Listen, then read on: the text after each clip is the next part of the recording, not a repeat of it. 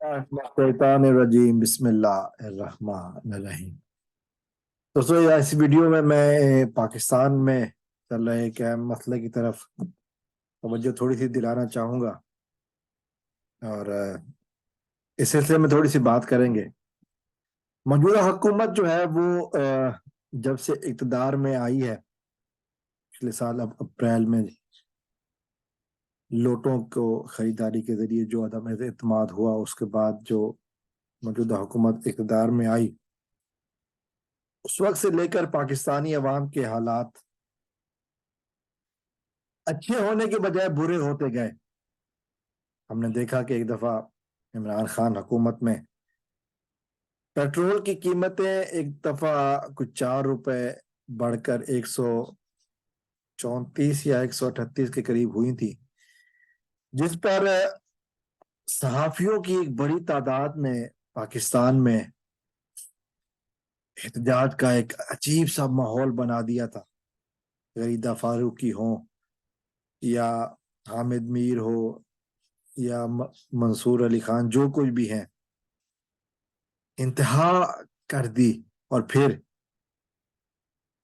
एक काफी लोग इस तरह एहतजाज करते नजर आए अपोजिशन के। एक साहब गले में रोटियां लटका कर असम्बली हाल पहुंचे, जो मेंबर असम्बली थे। एक साहब साइकिल पर पहुंचे, एक साहब गधा रेडी पर पहुंचे कि तस्वीरें खिंचवाई और कहा कि जी महंगाई बहुत ज्यादा हो गई है, पेट्रोल की कीमतें बढ़ गई हैं और हमसे अफोर्ड नहीं हो सकता। ये उस वक्त की बात है जब पाकिस्तान में पेट्रोल 138 के करीब हुआ था। चले मैं कहता हूँ 150 के करीब भी हुआ होगा। पाकिस्तान में 286 रुपए पेट्रोल है, कोई नहीं बोल रहा। किसी मौलवी को अब ये नहीं समझ आ रही कि आप अब क्या करें, चूंकि फजल रहमान हुकूमत में है। कोई एमपीए नून लीग का नहीं बोल रहा, चूंकि अब उनकी हुकूमत है। कोई हामिद मीर, गरीदा फारूकी और इस तरह के लिफाफा और छुपे हुए बेगैरत सहाफी नहीं बोल रहे। हर किसी को अपनी नौकरी की पड़ी है। फाद हुसैन को जब मीडिया में लगाया गया तो उसके बाद फिर सोचना चाहिए कि सहाफत कहाँ जा रही। और फिर अभी तक किसी को बोलने की हिम्मत नहीं हुई। अवाम खुदकुशियों पर मजबूर है। मैं पिछले दिनों मकामात मुकद्दसा की ज़ियारत पे था, ठीक अब से 1 साल पहले, और आज का मंजर यही था कि जो ज़ायरीन पाकिस्तान से आते हैं ना, उनमें वाज़ेह कमी देखी गई। जो आए हैं उनसे जब सवाल किया गया तो वो कहते हैं कि जी पाकिस्तान में डॉलर इस कदर महंगा है कि जो अपनी अपने कई सालों की जमा पूंजी जमा करते हैं कि आने का इरादा होता है, तो पता चलता है कि डॉलर महंगा हो गया है और वो अभी तक आधा भी नहीं कवर कर पाएंगे। तो ये यकीनन सोचने की बात है इस वक्त जो हालात हो रहे हैं।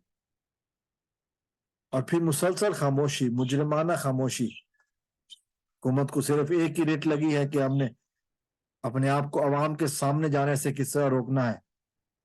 अवाम के सामने जाने से, इलेक्शन से रोकना है। तरह तरह के हीले बहाने किए जा रहे हैं। कभी जजों के खिलाफ अदम एतमाद, कभी फंड का बहाना, कभी सिक्योरिटी का बहाना। तक ऐसा चलेगा? पाकिस्तानी अवाम कब तक इस तरह जुल्म की चक्की में पिसते रहेंगे? सुप्रीम कोर्ट में जो इस वक्त हालात हो रहे हैं, जजों के इख्तियारात को महदूद करने की कोशिश की जा रही है। और कुछ सहाफी ऐसे भी हैं, वो कहते हैं कि जी हम जजों के साथ नहीं खड़े, इंसाफ के साथ नहीं खड़े हैं।